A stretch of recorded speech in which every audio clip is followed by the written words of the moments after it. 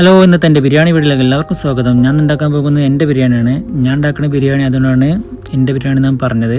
പിന്നെ ഇത് കോഴിക്കോടൻ ബിരിയാണിയും തലശ്ശേരി ബിരിയാണിയും മലപ്പുറം ബിരിയാണിയും ഒന്നുമല്ല.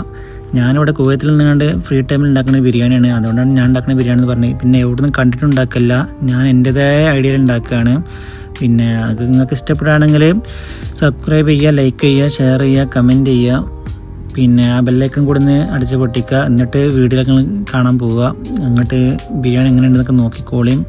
പിന്നെ ഞാൻ ആദ്യമായിട്ട് ചെയ്തിരിക്കണമെന്ന് വെച്ചാൽ ഞാൻ ചിക്കന് ഫ്രീസറിൽ ഐസ് ആയിരുന്നു. അപ്പോൾ ഞാനത് വെള്ളത്തിലിട്ട് വെച്ചിട്ടുണ്ട്.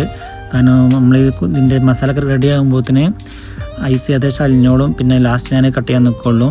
അപ്പോൾ ഇപ്പോൾ ഞാൻ ചെയ്യണമെന്ന് വെച്ചാൽ ഇതിലേക്ക് ആവശ്യമുള്ള തക്കാളി, ഉള്ളി, പച്ചമുളക്, വെളുത്തുള്ളി, ഇഞ്ചി, ചപ്പ്, ക്യാരറ്റ്, പിന്നെ ചെറുനാരങ്ങ ഇതെല്ലാം എടുത്ത് വെച്ചിട്ട് നല്ല ഇഞ്ചിയൊക്കെ നല്ല തൊലി കളഞ്ഞ് നല്ല ചളി ഉണ്ടായിരുന്നു, അതൊക്കെ ഞാൻ കളഞ്ഞിട്ട് കഴുകി വൃത്തിയാക്കിയിട്ടുണ്ട്. പിന്നെ ഞാൻ വെളുത്തുള്ളി ഞാൻ തോല് പൊളിച്ച് എല്ലാം സെറ്റാക്കി വെച്ചിരിക്കണ്. എല്ലാം നല്ല വൃത്തിയിൽ തന്നെ ഞാൻ ആക്കി വെച്ചിട്ടുണ്ട്. പിന്നെ നിങ്ങളൊന്ന് ട്രൈ ചെയ്ത് നോക്കി. നമ്മൾക്ക് പെട്ടെന്ന് ഉണ്ടാക്കാൻ പറ്റിയ പരിപാടിയാണ്. അപ്പോൾ ഉള്ള സാധനം കൊണ്ട് ഉണ്ടാക്കുകയാണ്. ഇതിൽ ചപ്പൊന്നും എടുത്തിട്ടില്ല, ചപ്പില്ല, തൈര് യൂസ് ചെയ്യണില്ല, അങ്ങനെ ചില്ലറ സാധനങ്ങളൊന്നും ഞാൻ യൂസ് ചെയ്യണില്ല. ഇവിടെ എന്താ ഉള്ളത് അത് ഉപയോഗിച്ചിട്ട് ഉണ്ടാക്കാനുള്ള പ്ലാനാണ്. പിന്നെ അതിലേക്ക് നമ്മൾ ആദ്യം ഉള്ളി നല്ല സ്ലൈസായിട്ട് അരിഞ്ഞുണ്ടാക്കുക. പിന്നെ അതിക്ക് ഇഞ്ചി ഞാൻ സ്ലൈസായിട്ട് അരിയുണ്ട്, പക്ഷേ ഞാനത് അങ്ങനെ ചെയ്യൂല. കാരണം അത് അരിയാൻ ചതക്കാൻ എളുപ്പത്തിന് വേണ്ടിയിട്ടാണ്. അപ്പോൾ അതിക്ക് ഇഞ്ചിയും വെളുത്തുള്ളിയും പിന്നെ പച്ചമുളകും ഇട്ടുകൊണ്ട് പിന്നെ നല്ല ചതച്ച് കൊടുക്കുക. നല്ല ചതച്ച് കഴിഞ്ഞാൽ അതിൻ്റെ ഒരു രുചി നമുക്ക് ആ മസാലയിൽ വരുള്ളൂ. അതിനാണ് നല്ല ചതക്കുന്നത്. പിന്നെ അതിക്ക് ആവശ്യമായ തക്കാളി ഉണ്ടായിരുന്നു. അപ്പോൾ തക്കാളി എടുത്തുകൊണ്ട് ഒരു 4 തക്കാളീൻ്റെ മുകളിലുണ്ട്, 4 തക്കാളി എടുത്തിട്ടുണ്ട്. അപ്പോൾ അതെടുത്തിട്ട് നല്ല അരിഞ്ഞ് അതും നല്ല നൈസായിട്ട് അരിഞ്ഞിട്ടുണ്ട്. അത് ഞാൻ മസാലക്കൂടെ റെഡി ആയിട്ടേ ഷർട്ടുള്ളൂ, അതൊക്കെ ഞാൻ കാണിച്ചു തരാം വീഡിയോയിൽ. പിന്നെ അതിൽ കുറച്ച് ചപ്പും ഒരു ക്യാരറ്റും എടുത്ത് 2 പീസ് അരിഞ്ഞാണ്ട് ഞാൻ ചെറിയ പീസുകളാക്കിയാണ്ട് വെച്ചിട്ടുണ്ട്. കാരണം ഇത് ഞാൻ മസാലയ്ക്ക് ഇടില്ല, ഇത് ഈ ക്യാരറ്റ് ഉപയോഗിക്കാനുള്ളത് നമ്മൾ അരി തിളപ്പിക്കുമ്പോൾ അധികം ഇടാനുള്ളതാണ്. ഞാൻ നിങ്ങൾ വീഡിയോ കാണുമ്പോൾ മനസ്സിലാവും ഞാൻ എവിടേക്ക് എന്തൊക്കെ ഉപയോഗിക്കണമെന്നൊക്കെ മനസ്സിലാവും. പിന്നെ ഞാനിതിൽ പറയാത്ത കുറച്ച് ഐറ്റംസുകളൊക്കെ ഉണ്ട്, മസാലപ്പൊടികളൊക്കെ ഉണ്ട്, അതൊക്കെ ഞാൻ ഇടുമ്പോൾ കാണിച്ചു തരാം എന്തൊക്കെയാണെന്നുള്ളത്. അപ്പം ഞാൻ ആദ്യം ചെയ്യുന്നത് പാത്രത്തിൽ ഞാൻ ഉള്ളി ഇട്ടിട്ടുണ്ട്. അപ്പോൾ അതിലേക്ക് ഗ്യാസ് ഓണാക്കുക. എന്നിട്ട് കുറച്ച് ഓയിൽ ഒഴിച്ച് കൊടുക്കുക. ഓയിൽ ഒഴിച്ചതിന് ശേഷം ഞാൻ കയ്യിലെടുത്തുകൊണ്ട് നല്ലോണം ഇളക്കി കൊടുക്കണം. കാരണം ഓയിൽ എല്ലായിടത്തും പൊടിച്ച് കഴിഞ്ഞാൽ പെട്ടെന്ന് വെന്ത് കിട്ടുള്ളൂ.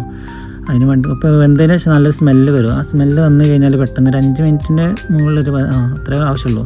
അതിന് ശേഷം നമ്മൾ ഇഞ്ചും വെളുത്തുള്ളിയും പിന്നെ പച്ചമുളകും കൂടെ അരച്ച് വെച്ചല്ലേ, നല്ല ചതച്ച് വെച്ച സാധനം അത് ഇതിലിട്ട് കൊടുക്കുക. ഒരു 1/2 സ്പൂണ് മഞ്ഞൾപ്പൊടിയും അതേപോലെ 1/4 സ്പൂണ് കറാമ്പട്ടൻ്റെ പൗഡർ അത് പൊടിച്ചതാണ്, അതിൻ്റെ പൊടിയും പിന്നെ 1 സ്പൂണ് മസാലപ്പൊടിയും പിന്നെ അതേപോലെ 1 സ്പൂണ് മറ്റേ കുരുമുളക് പൊടിയും പിന്നെ അതേപോലെ ഗരം മസാലൻ്റെ പൊടി എല്ലാം കൂടെ മിക്സ് ആക്കിയിട്ടുണ്ട്, അതും 1 സ്പൂൺ ഇട്ടിട്ടുണ്ട്. പിന്നെ അതിൻ്റെ കൂടെ കുറച്ച് ജീരകം ഇട്ട് കൊടുക്കുക. ജീരകം ഇട്ടെടുത്താൽ കുറച്ചും കൂടി നിങ്ങൾ ടേസ്റ്റ് ഉണ്ടാവും. ഞാൻ അങ്ങനെയാണ് കൂടുതൽ ഉണ്ടാക്കൽ, കറികളൊക്കെ കുറച്ച് ജീരകം ഉപയോഗിക്കും. അങ്ങനെ ഉള്ളി മസാല കൊടുന്നതിന് വാടിൻ്റെ ശേഷമാണ് ഞാൻ തക്കാളി അതിലിട്ട് കൊടുക്കണം. തക്കാളി അതിനിട്ട് കൊടുത്താൽ പിന്നെ മസാല ടേസ്റ്റ് കിട്ടില്ല. അപ്പോൾ ഞാൻ ലാസ്റ്റ് ഇട്ട് കൊടുത്ത് ഇവിടെ അതിലേക്ക് കുറച്ചൊരു ഉപ്പിട്ട് കൊടുക്കണം. ഞാൻ അത്യാവശ്യം ഉപ്പിട്ടിടാൻ പാടുള്ളൂ, കൂടുതലായി കഴിഞ്ഞാൽ പിന്നെ നിങ്ങൾക്ക് കഴിക്കാനൊന്നും പറ്റില്ല.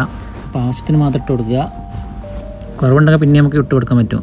അതേപോലെ കുറച്ച് മല്ലിച്ചപ്പിൻ്റെ ഇലയും കുറച്ച് നാരങ്ങ പിഴിഞ്ഞിട്ട് നല്ലോണം ഇളക്കി കൊടുക്കുക. അങ്ങനെ ഞാനവിടെ മസാലയൊക്കെ ഒന്ന് സെറ്റ് അവിടെ വെച്ച് ഇങ്ങോട്ട് അത് കഴിഞ്ഞതിന് ശേഷം അടുത്തുള്ള പരിപാടി ഞാൻ ആദ്യം വെള്ളത്തിലിട്ട് വെച്ച ചിക്കൻ ഉണ്ടല്ലോ, 1 കിലോത്തിൻ്റെ ചിക്കനാണിത്. അപ്പോൾ അത് ഒന്ന് നടു മുടിച്ചിട്ട് അതിൻ്റെ തോലൊന്ന് പൊളിച്ചിട്ടുണ്ടാവില്ല. ആദ്യം ഒരു ഫ്രീസർ ചിക്കനല്ലേ വരുന്നത്, അപ്പോൾ തോല് നമ്മൾ തന്നെ പൊളിക്കണം. അങ്ങനെ ഞാൻ തോലൊക്കെ പൊളിച്ച് നല്ല സെറ്റാക്കി ഫ്രഷ് ചിക്കനാക്കി വെക്കണ്ടേ. നോക്കണ്ട, ചിക്കൻ എന്ന് പറഞ്ഞാൽ കാണുമ്പോൾ തന്നെ ആൾക്കാർക്ക് കണ്ട് വെള്ളം ഇറങ്ങും. അപ്പോൾ അത് നല്ല ചേർക്കാണ്ട് മുറിച്ച് നല്ല പീസാക്കി നല്ല കുറവും ഇതൊക്കെ നല്ല വേറെ ആക്കി പീസാക്കുക. പിന്നെ ജറകിൻ്റെ ഭാഗമുണ്ട്, അത് ഞാൻ കട്ട് ചെയ്ത് ഒഴിവാക്കും, കാരണം അത് ഇതിൽ ഉപയോഗിക്കില്ല. പിന്നെ അതേപോലെ തലേൻ്റെ ഒരു കഷ്ണങ്ങളൊക്കെ ഒഴിവാക്കുന്നുണ്ട്, അത് ഞാൻ അതിന് ഉപയോഗിക്കണില്ല. അങ്ങനെ നല്ല കഴുകി വൃത്തിയാക്കണം, കാരണം അത് ഫ്രീസറിൽ വെച്ചുകൊണ്ട് അതിൻ്റെ ഉള്ളിലൊക്കെ ബ്ലഡിൻ്റെ അതൊക്കെ ഉണ്ടാവും, അതൊക്കെ ഒഴിവാക്കണം. നല്ല കഴുകിയിട്ട് നല്ല ഫ്രഷ് ആക്കുക. എന്നിട്ട് നേരെ ഞാൻ ചെയ്യണ മസാലയ്ക്ക് ഇട്ട് കൊടുക്കുകയാണ്. നമ്മൾ ആ കുറേ കാണുമ്പോൾ തന്നെ ആൾക്കാർക്ക് വെള്ളം ഇറങ്ങും. എന്നിട്ട് ആ മസാല ഇട്ടുകൊണ്ട് നല്ലൊന്ന് ഇളക്കി കൊടുക്കുക. കാരണം അതെല്ലാ സൈഡിൽ നിന്ന് പിടിക്കണം. അപ്പോൾ അതിന് വേണ്ടി നല്ലൊന്ന് ഇളക്കി കൊടുക്കുക. ഇളക്കി കൊടുത്തതിന് ശേഷം നമ്മൾ കുറച്ച് ചെയ്യേണ്ടത് വെച്ചാൽ അതിക്ക് കുറച്ച് ലേശം ചുടുവെള്ളം ഉണ്ട്, അതൊന്ന് ഒഴിച്ച് കൊടുക്കേണ്ടത്. കാരണം ഇതൊന്ന് ടോപ്പിട്ട് മൂടി വെക്കാനാണ്. അപ്പോൾ അതുവരെ നമുക്ക് വെള്ളത്തിൽ നിന്ന് തിളച്ചിട്ട് മസാലക്കൊന്നും സെറ്റായി പിടിച്ചോളൂ ചിക്കൻ മേലൊക്കെ. അങ്ങനെ കുറച്ച് മൂടി വെച്ച് ഇനി അടുത്ത പരിപാടി നമുക്ക് അരി തിളപ്പിക്കണം. അപ്പോൾ അതിന് വേണ്ടി ഞാൻ 1.5 കപ്പ് അരി എടുത്തിട്ടുണ്ട്. പിന്നെ എല്ലാം ചിക്കനുള്ളൂ, പൈക്കുള്ള അരി ഞാൻ എടുത്തിട്ടുള്ളൂ. പിന്നെ ഇത് നല്ലപോലെ കഴുകണം, കാരണം ഇതിൽ നമ്മൾ നല്ല കൊഴുപ്പൊക്കെ ഉണ്ടാവും. ഇത് നമ്മൾ ബസ്മതിൻ്റെ അരിയാണ് കേട്ടോ. നമ്മുടെ നാട്ടിലൊക്കെ ബസ്മതി എന്ന് പറയും, ഇവിടുത്തെ റേഷൻ്റെ അരിയാണ് ഇത് കിട്ടുന്നത്. നല്ല കുഴപ്പമില്ലാത്ത അരി തന്നെയാണ്. നല്ല കഴുകി വൃത്തിയാക്കി ഞാൻ നല്ല പിന്നെ വെള്ളമൊക്കെ നിറച്ച് പിന്നെ അതേപോലെ കുറച്ച് ഉപ്പിട്ട് കൊടുത്ത് അതിൻ്റെ ശേഷം കുറച്ച് ക്യാരറ്റ് ഇട്ട്, പിന്നെ അതേപോലെ ചപ്പും ക്യാരറ്റും കൂടെ ഇട്ട് കൊടുത്ത്, പിന്നെ കുറച്ച് നമ്മളെ കറാമ്പട്ടൻ്റെ പൂവുണ്ടല്ലോ അത് കുറച്ച് പൊടിച്ചത്, ഓവർ പൊടിച്ചിട്ടില്ല, കുറച്ച് ചെറിയ നേർന്ന് പൊടിച്ചിട്ടുള്ളൂ, അത് കുറച്ച് ഇട്ട് കൊടുക്കുക. അതേപോലെ കുറച്ച് കുരുമുളകും പിന്നെ കറാമ്പട്ടൻ്റെ ഇലയും അങ്ങനെ കറാമ്പട്ടൻ്റെ പട്ടയും ഇട്ട് കൊടുക്കുക. അത് അരിക്ക് നമ്മളൊരു രുചി വരാനാണ്. പിന്നെ അതിൻ്റെ ശേഷം ഞാൻ 2 ചെറുനാരങ്ങ ഉണക്കിയതുണ്ട്, അതും ഇട്ട് കൊടുത്തിട്ടുണ്ട്. പിന്നെ അണ്ടിപ്പരിപ്പ് മുന്തിരി ഞാൻ ഇട്ട് കൊടുക്കുന്നത്. അണ്ടിപ്പരിപ്പിന് 15 നട്ട്സ് ഉണ്ട്, അപ്പോൾ ഞാൻ അതിട്ട് കൊടുക്കും. ഇത് അത്യാവശ്യം ക്വാളിറ്റിയിൽ നട്സാണ്. നമ്മുടെ നാട്ടിൽ നല്ല റേറ്റ് ഉണ്ട്, 11,000 റുപ്യ കിലോത്തിന് വരുന്നുണ്ട്. അപ്പോൾ ആ നട്സാണ് ഇട്ട് കൊടുക്കണത്. ഇവിടെ നമുക്ക് കിട്ടിയ നമ്മൾ കാലത്ത് വാങ്ങിയ സാധനമല്ല കേട്ടോ. പിന്നെ അങ്ങനെ നമ്മൾ അരി ഏകദേശം ബസ്മതിൻ്റെ അരി നല്ല അത്യാവശ്യം നീളമുള്ള അരിയാണ്. അപ്പോൾ ഇപ്പോൾ കുഴപ്പമില്ലാതെ ആയിട്ടുണ്ട്. നല്ല നെയ്ച്ചോറിൻ്റെ ഒരു രുചി തന്നെ നമുക്ക് വന്നിട്ടുണ്ട്. കാണുമ്പോൾ തന്നെ കണ്ടില്ല എന്താ ലുക്കിൽ കാണാൻ. കൂടുതൽ വേവാനും പാടില്ല കേട്ടോ. പിന്നെ അത് കഴിഞ്ഞിട്ട് ഞാൻ ചെയ്യേണ്ടതെന്ന് വെച്ചാൽ ഞാൻ ആദ്യത്തെ ചെമ്പിന്ന് മാറ്റി കൊടുക്കണം. കാരണം എനിക്ക് ആദ്യത്തെ ഞാൻ ചിക്കൻ ഉണ്ടാക്കിയ ചെമ്പ് എന്നാൽ ചെറിയതാണ്. അപ്പോൾ അതിൽ നമുക്ക് ദമ്മിടാൻ അരിയും എല്ലാം കൂടെ കൊള്ളൂല.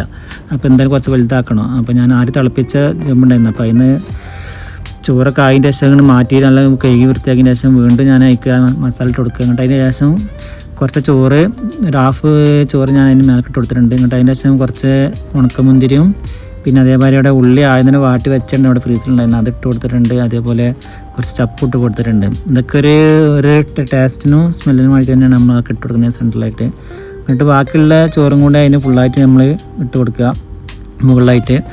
എന്നിട്ട് ചെയ്യേണ്ടതെന്ന് വെച്ചാൽ അതിൻ്റെ മുകളിൽ ഒന്ന് പരത്തി കൊടുത്തിട്ട് വീണ്ടും നമ്മൾ ഈ ഉണക്കമുന്തിരിയും പിന്നെ അതേപോലെ ചപ്പും നമ്മളെ ഉള്ളി വാട്ടിയൊക്കെ ഇട്ട് കൊടുക്കുക.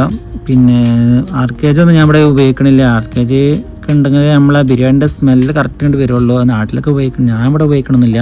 നമ്മളിവിടെ ഉള്ളത് എന്താ അതെടുത്തിട്ടുള്ളൂ, പിന്നെ വാങ്ങിയിട്ടൊന്നുമില്ല. ഞാൻ ഫോയിൽ പേപ്പറൊക്കെ വെച്ച് അടച്ച് വെച്ചതാണ്. പിന്നെ അങ്ങനെ എല്ലാം സെറ്റാക്കി പിന്നെ ഒരു 1.5 മണിക്കൂർ കഴിഞ്ഞ് പള്ളിക്കലൊക്കെ പോയി വന്നതിന് ശേഷമാണ് ഇപ്പോൾ ഞാനിത് ഓപ്പൺ ആക്കണത്. പിന്നെ ബിരിയാണി കണ്ടിട്ട് നിങ്ങളെ എന്തൊക്കെ അഭിപ്രായമൊക്കെ അറിയിക്കുകയും കാണുമ്പോഴേണ്ടല്ലോ ഒരു അഭിപ്രായം പറയാൻ എനിക്ക്, അതൊക്കെ നിങ്ങൾ അറിയിക്കുക എങ്ങനെയുണ്ടെന്നൊക്കെ. പിന്നെ അതിൻ്റെ രുചി അറിയണമെന്ന് നിങ്ങളൊന്ന് ഉണ്ടാക്കി നോക്കുക. ഞാൻ ഉണ്ടാക്കിയപ്പോൾ ഒന്ന് ഉണ്ടാക്കി നോക്കി, അപ്പോൾ നിങ്ങൾക്ക് അറിയാം എങ്ങനെ ഉണ്ടെന്നൊക്കെ അറിയാം. കുഴപ്പമില്ല, അത്യാവശ്യം നല്ല ടേസ്റ്റാണ്, നിങ്ങൾക്ക് കഴിക്കാം. പിന്നെ ഈ ബിരിയാണി ആരൊക്കെ കഴിച്ചിട്ടുണ്ടെന്നുള്ളതൊക്കെ ഞാൻ പിന്നീട് അടുത്തൊരു വീഡിയോ കാണിക്കണ്ട്. അപ്പോൾ കഴിച്ചവർക്ക് നല്ല അഭിപ്രായം പറഞ്ഞിട്ടുണ്ടത്. അപ്പോൾ നിങ്ങളൊന്ന് ഉണ്ടാക്കി നോക്കി, നല്ല അടിപൊളി ബിരിയാണിയാണ്. അപ്പോൾ ഇതാണ് ഇന്നത്തെ ബിരിയാണി വീഡിയോ. അപ്പോൾ നിങ്ങൾക്ക് എല്ലാവർക്കും ഇഷ്ടപ്പെടുന്നു വിചാരിക്കുന്നുണ്ട്. അപ്പോൾ ആരും മറക്കണ്ട സബ്സ്ക്രൈബ് ചെയ്യാൻ, ലൈക്ക് ചെയ്യാൻ, ഷെയർ ചെയ്യാൻ. Okay, by.